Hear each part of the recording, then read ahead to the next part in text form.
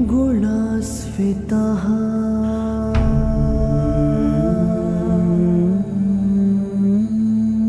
पाण्डवेषु च ये गुणाः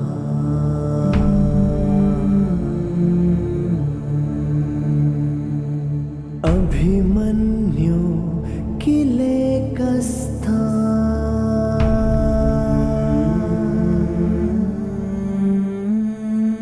दृश्यन्ते गुणसञ्चयः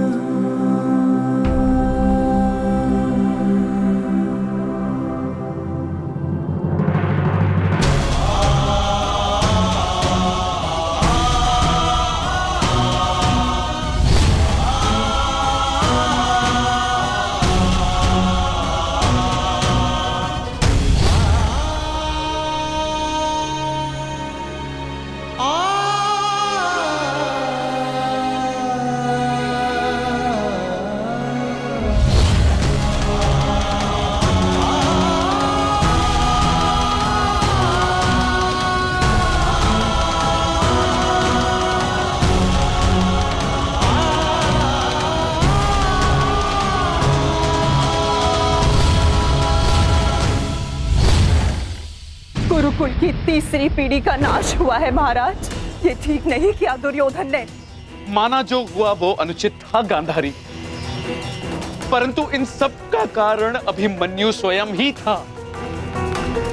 यदि वो दुर्योधन का अपमान ना करता तो आज ऐसा कदाचित ना होता। नहीं स्वामी, मेरी आंखों पर पट्टी बंधी हुई है, परंतु हस्तिनापुर का जलता हुआ भविष्य मैं स्पष्ट देख सकती हूँ। ऐसा आभास हो रहा है मानो अभिमन्यु की चिता की जलती हुई अग्नि समुचे कौरव वंश को भस्म कर देगी।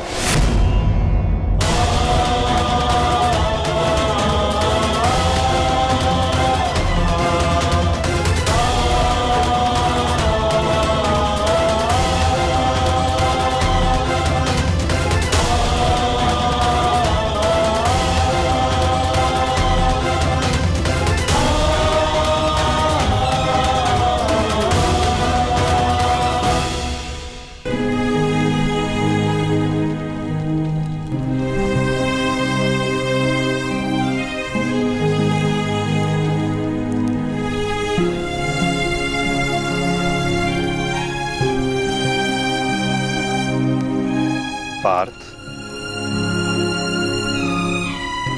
अंतिम विधि आरंभ करो।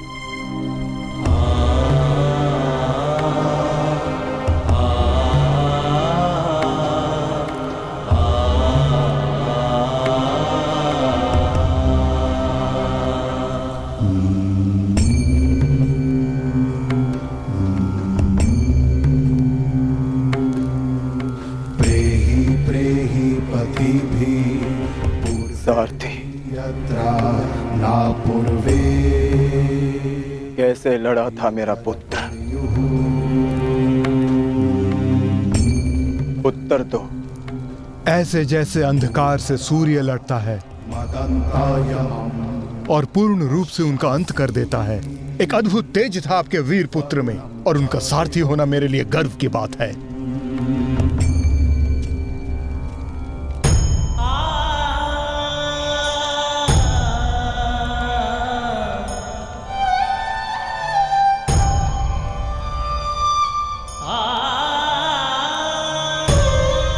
जब 6 योद्धाओं ने अभिमन्यु पर आक्रमण किया तो उसने क्या कहा था भ्राताश्री?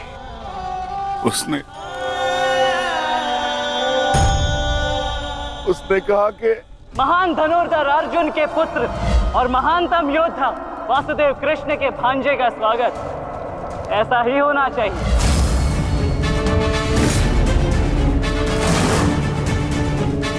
जब आपने उसे भीतर जाने से रोका था ज्येष्ठ,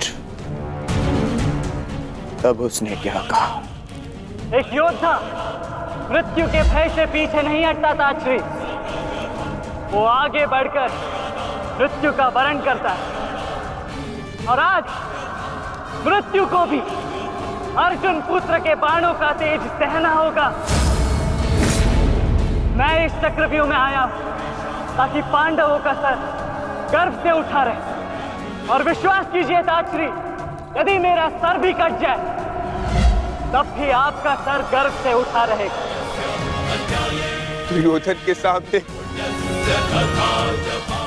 दुर्जय बनकर खड़ा था हमारा पुत्र अभिमन्यु। कहा था ना मैंने काकाश्री, जब जब मिलूंगा वस्त्रहरण करूंगा। आप सब उसकी रक्षा के लिए भीतर क्यों नहीं जा पाए?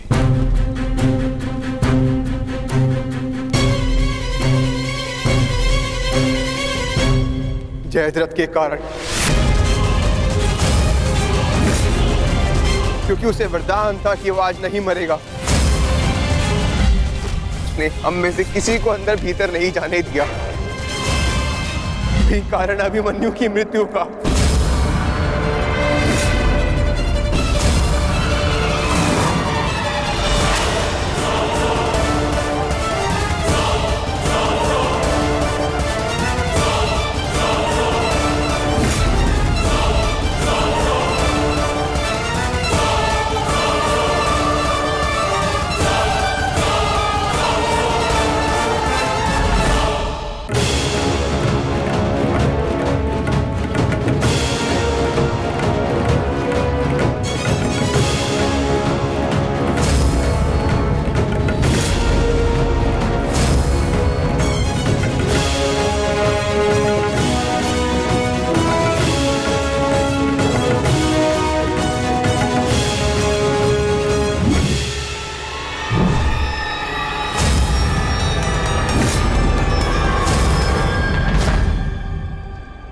आज ये चिता नहीं जलेगी।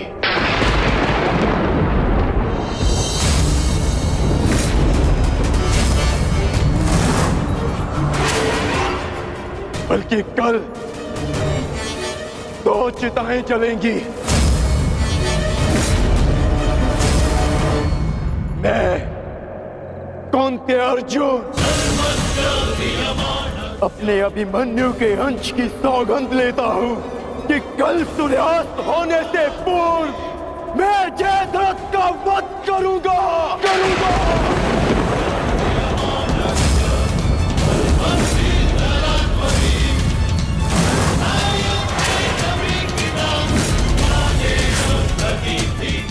कल या तो जयद्रथ के साथ अभिमन्यु की चिता जलेगी या फिर अभिमन्यु की चिता में उसके साथ मैं जीवित जलूंगा। मेरा प्राण अर्जुन का प्राण।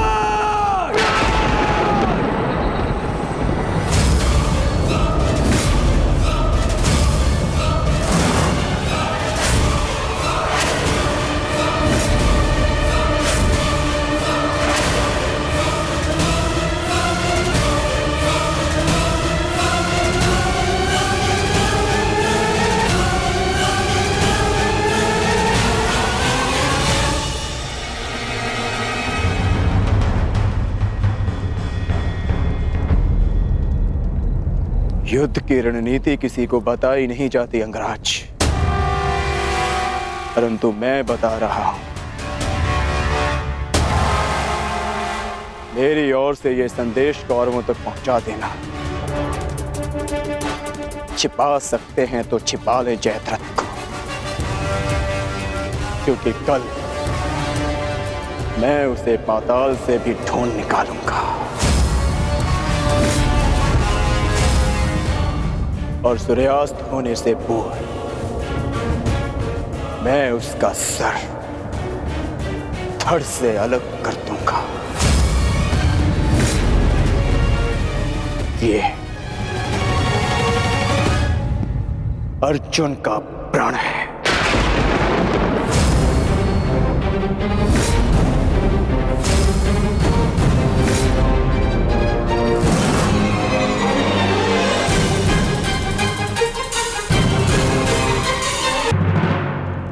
चिंता का विषय है युवराज।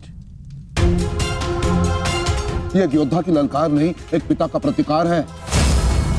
अर्जुन ने अपने पुत्र के शव के समक्ष प्रतिज्ञा ली है, और यदि अर्जुन ने प्रतिज्ञा ली है तो उसे पूर्ण करने का संपूर्ण प्रयास करेगा वो। बस आचार्य द्रोण, बस। पितामही की भांति आपको अवसर चाहिए होता है हमारे शत्रुओं की प्रशंसा करने का। आपको हम कौरवों से अधिक उस अर्जुन की प्रतिज्ञा पर विश्वास है, किंतु आप भूल रहे हैं कि किस प्रकार अपने भ्राता के पुत्र के प्राणों की भीख मांग रहे थे वो पांडु पुत्र।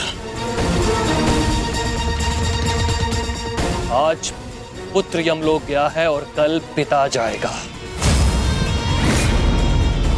और इसे आप सुनिश्चित करेंगे क्योंकि आप कौरवों के सेनापति हैं। दुशासन,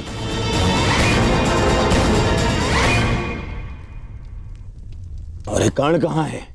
इतनी विकट स्थिति में वो यहां उपस्थित क्यों नहीं है? ये लो, आ गए अंगराज कर्ण। हाँ, कदाचित शत्रु के शव को श्रद्धांजलि देकर आ रहे, या फिर उस अर्जुन का कोई संदेश पहुंचाने आए हैं। देकर आ गए उन पांडवों को सहानुभूति। मैं शत्रु को सहानुभूति देने नहीं, एक वीर की वीरगति को श्रद्धांजलि देने गया था।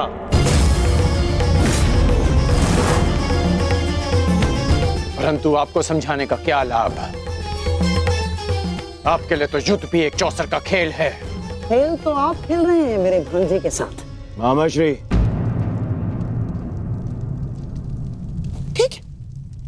ठीक है दुर्योधन, यदि तुम कहते हो तो मैं अंगराज पर किया गया संदेह वापस लेता हूं, बस। परंतु यह निश्चित है कि कल यदि अर्जुन जयद्रथ का वध करने में सफल हो गया अंगराज, तो इस जयद्रथ के साथ साथ आपके स्वप्न की भी मृत्यु हो जाएगी। स्वयं को संसार का सर्वश्रेष्ठ धनुर्धर सिद्ध करने के लिए अंगराज आपको पुनः जन्म लेना होगा। विश्व के सर्वश्रेष्ठ योद्धा की उपाधि ना मुझे मिलेगी और ना ही अर्जुन को। वो सम्मान अभिमन्यु को जाता है। आपके छल के कारण मेरे पास केवल अनीतिकर योद्धा की उपाधि शेष है। जिस भांति अभिमन्यु को घेर कर मारा गया, ना वो युद्ध के नियमों के अनुकूल था और ना ही एक योद्धा की प्रतिष्ठा के। मैंने तुम्हारा साथ देने का वचन दिया था, अन्याय करने का नहीं। न्याय और अन्याय ये सब विजय का खेल है अंगराज कर्ण। जो जीता वो न्यायी और जो हारा वो अन्यायी, क्योंकि इतिहास जीतने वाले लिखते हैं, हारने वाले नहीं। यदि ऐसा है तो मुझे इस इतिहास में कोई स्थान नहीं चाहिए।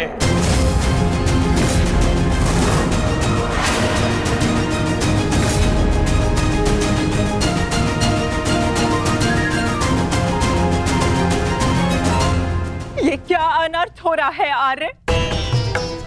वो अर्जुन है, ना तो अर्जुन का बाण अपना लक्ष्य चूकता है और ना ही अर्जुन की प्रतिज्ञा अपना लक्ष्य चूकेगी। और यदि अर्जुन अपनी प्रतिज्ञा में सफल हो गया तो मेरी पुत्री को कल ये आभूषण त्याग कर श्वेत वस्त्र धारण करने पड़ेंगे आर्य, और मैं अपनी पुत्री की ये दशा देखने से पूर्व अपना जीवन त्यागना उचित समझूंगी आर्य। स्वयं को संभालो गांधारी। प्रतिज्ञा लेना और प्रतिज्ञा पूर्ण करना दोनों भिन्न बातें हैं। हमारे पक्ष में गुरु द्रोण है, कर्ण है, अश्वत्थामा है, पुत्र दुर्योधन स्वयं है। पर विश्वास करो गांधारी, तुम्हारी पुत्री के सुहाग पर कोई आंच नहीं आएगी। कल मेरी बहन दुशाला के सुहाग की रक्षा करना ही हमारी कल की रणनीति होगी। कल हमें जयद्रथ को युद्ध क्षेत्र से दूर रखना है। ना रहेगा बांस, ना बजेगी बांसुरी। संध्या होने तक अर्जुन जयद्रथ को खोज नहीं पाएगा और फिर स्वयं ही आत्मदाह कर लेगा। तो फिर ये तेरा सभा समाप्त।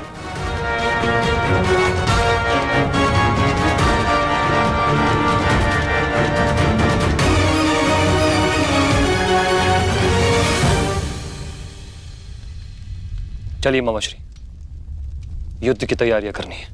वही तो,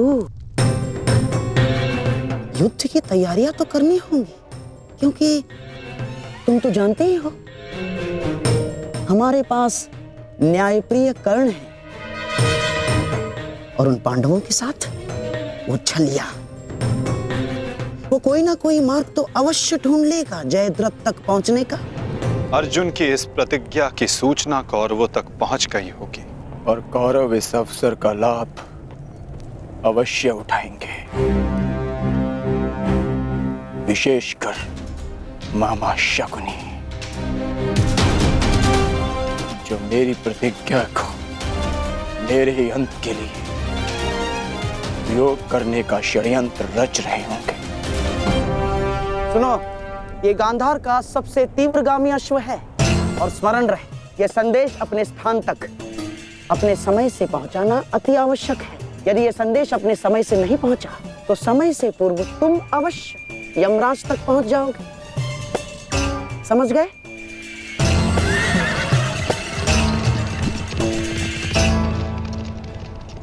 मामाश्री, युद्ध की योजना तो ज्येष्ठ पहले ही बना चुके हैं, तो फिर अभी आप क्या करना चाहते हैं? बुद्धि का हाथ कब थामोगे दुशासन? हैं? देखो, कच्ची योजना कच्चे घड़े के भांति होती है। कब पानी फिर जाए कुछ कहा नहीं जा सकता। उस जयद्रथ को केवल युद्ध से दूर छुपाना पर्याप्त नहीं होगा, क्योंकि मैं जानता हूं उस छलिए कृष्ण को मैं भली भांति जानता हूं। वो इस समय कुछ ना कुछ कुचक्र अवश्य कर रहा होगा। इसीलिए मैं ये सुनिश्चित कर लेना चाहता हूं कि कल युद्ध में जयद्रथ का वध हो या ना हो, परंतु वो अर्जुन अवश्य मृत्यु के घाट उतर जाए। परंतु मामाश्री, मैं कुछ समझा नहीं। तुम समझने का प्रयास भी मत करो। जब मेरे शब्दों के बाण तुम्हारे मस्तिष्क को भेदेंगे तब तुम अपने आप सब कुछ समझ जाओगे।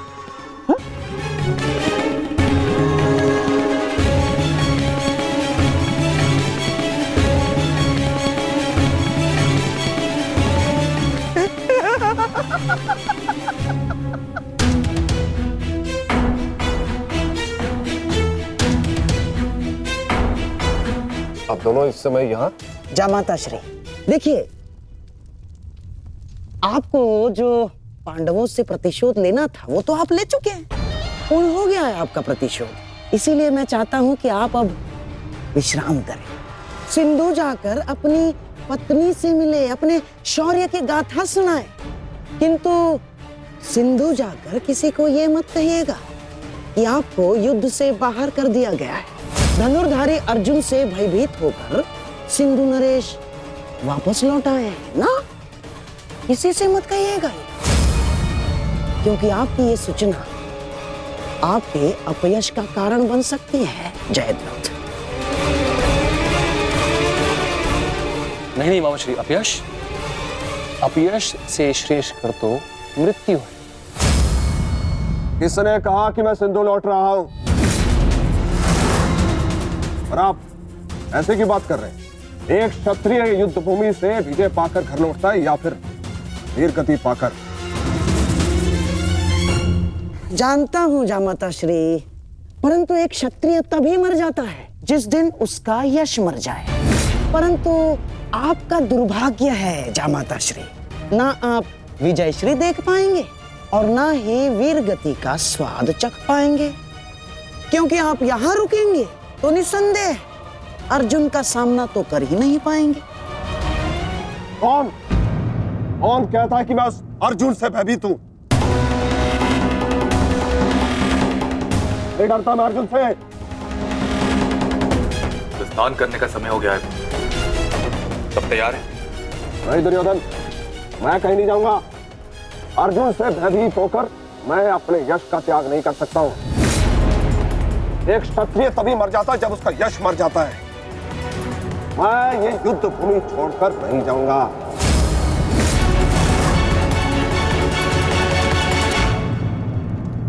दुर्योधन, मैंने कितना समझाया इन्हें, किंतु ये समझ ही नहीं रहे।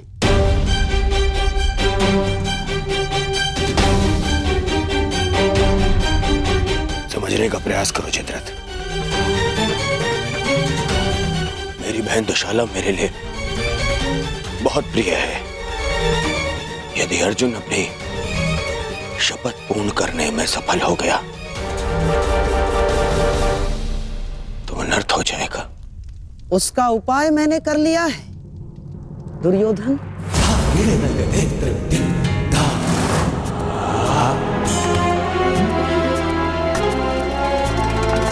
प्रणिपात पिताश्री, आप अचानक यहाँ? प्रणिपात महाराज वृद्ध क्षत्र। जामाता श्री, आपके पिताश्री को मैंने ही निमंत्रित किया है। वर्षों से तप संचित किया है इन्होंने, और मनुष्य का संचित किया हुआ तप हो या धन, आता तो संतान के काम ही है। मेरे वर्षों की तपस्या से मुझे ये शक्ति मिली। जब तक मैं संकल्प लेकर अग्निहोत्र करूंगा, तब तक जिसके भी हाथों से मेरे पुत्र का सर धरा पर गिरेगा, स्वयं उसके सर के भी 100 टुकड़े होकर गिर जाएंगे।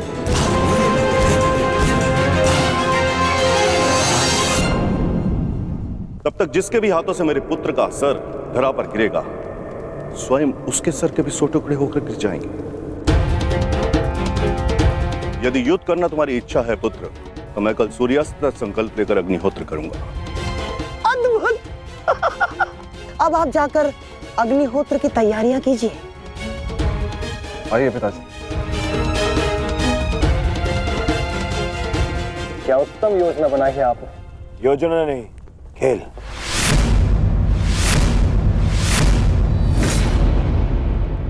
अब क्या नया खेल खेला है आपने? अब खेल तो अर्जुन के प्राणों के साथ खेला जाएगा मेरे होने वाले सम्राट। यदि कल संध्या तक अर्जुन जयद्रथ का वध नहीं कर पाया तो स्वयं ही आत्मदाह कर बैठेगा, और यदि उसने जयद्रथ का शीश धड़ से अलग कर भी दिया तो वृद्ध क्षत्र के तप के बल से उसके सर के 100 टुकड़े हो जाएंगे मेरे होने वाले सम्राट। नहीं मामा, आपकी ये योजना मुझे स्वीकार नहीं।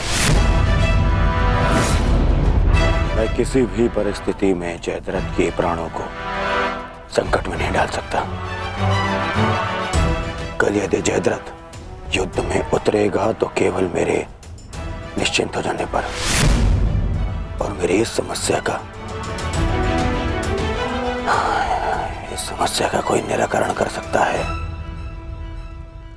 तो केवल मित्रकर्ण है।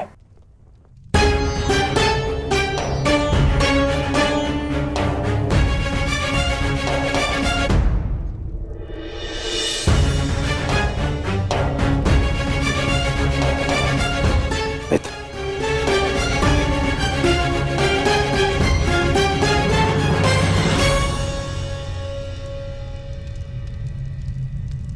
जो हुआ उसे क्षमा नहीं किया जा सकता, परंतु उसे बदला भी नहीं जा सकता। कभी कभी युद्ध में योद्धा अपनी भावनाओं में बह जाता है, परंतु मैं क्षमा प्रार्थी नहीं हूं।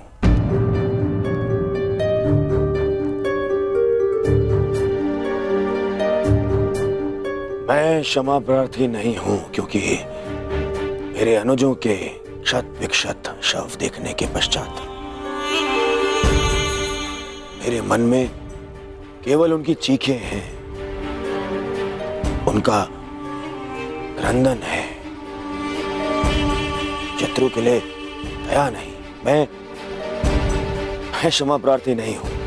मैं क्षमा प्रार्थी नहीं हूं क्योंकि भाग्य ने उस क्षण के लिए मुझसे क्षमा नहीं मांगी जब उसने मेरे पिता को अंधा कर देने की नियति बना दी।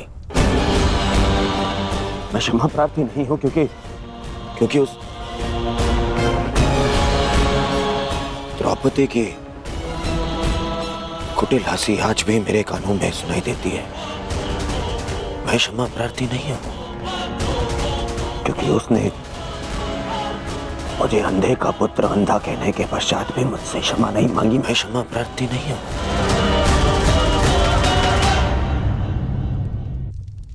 मैंने ये युद्ध क्षमा मांगने के लिए नहीं, विजय के लिए प्रारंभ की है।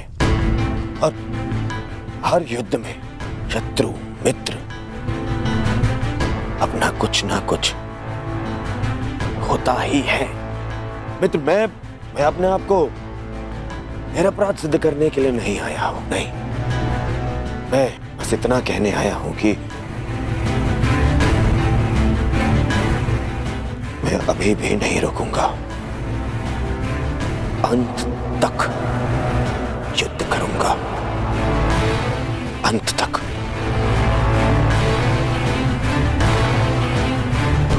और मेरी कामना है मेरा परम मित्र इस युद्ध में मेरा साथ दे।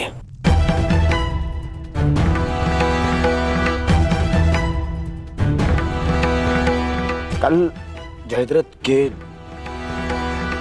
प्राण दांव पे है मित्र। दुशाला केवल मुझे ही नहीं, तुम्हें भी अपना ज्येष्ठ मानती है। कल अपनी बहन का ऋण चुकाने का समय है मित्र, और आशा करता हूं कि तुम मेरे साथ आओ। हाँ, यदि तुम कल युद्ध क्षेत्र में ना उतरना चाहो तो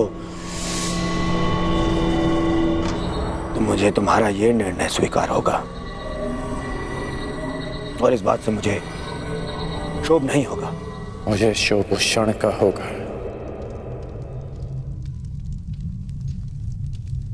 जब मैं तुम्हारा मित्र नहीं रहूंगा।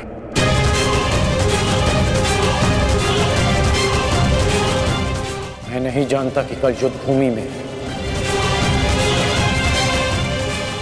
मैं आऊंगा भी या नहीं।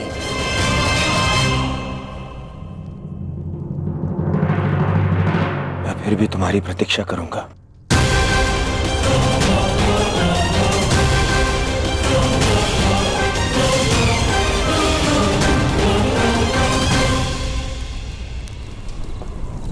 तुमने एक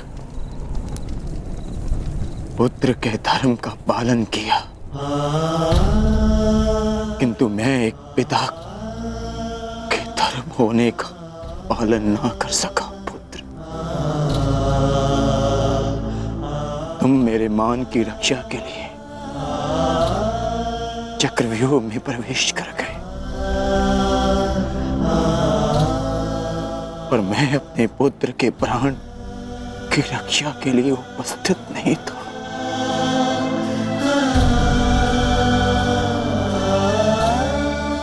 किंतु एक योद्धा का पिता अपना कर्तव्य अवश्य पूर्ण करेगा। तुम्हारे साथ हुए अन्याय का प्रतिशोध मैं अवश्य लूंगा अभिमन्यु। हम तुम्हारी प्रतीक्षा करेंगे अर्जुन। आओ आओ कौन्तेय, आओ। तुम्हारी मृत्यु तुम्हारी प्रतीक्षा कर रही है। या तो तुम अपनी ही प्रतिज्ञा का आखेट बनोगे, या फिर वृद्ध क्षत्र के तप का लक्ष्य। या तो आज सूर्यास्त के साथ अर्जुन गर्व सहित तुम्हें दूसरे लोग विदा करेगा, या फिर तुम्हारे साथ तुम्हारा सहयात्री बनेगा।